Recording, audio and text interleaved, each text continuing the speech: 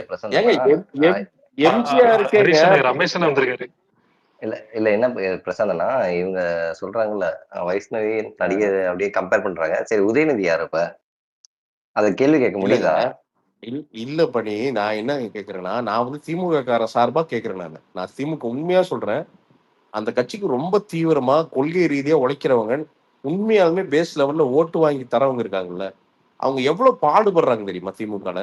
அவங்களுக்கு பெருசா காசு வராது. ஆனா அந்த கொள்கை மாறாம, அந்த கட்சி மாறாம, அவ்வளவு சிரமப்பட்டு அந்த கட்சிக்கு வந்து ஓட்டு வாங்கி தராங்க. அவங்க தான் ஓட்டு. அந்த பூத் லெவல்ல, அந்த வார்டு லெவல்ல ஓட்டு வாங்கி தர்றது அவங்க.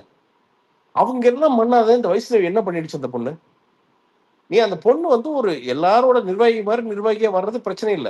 அதெல்லாம் அவங்களோட இது. நீ மேடையிலே நின்னு பாக்குற அளவுக்கு அந்த பொண்ணு என்னத்த பண்ணிடுச்சுங்கிறேன் நானு.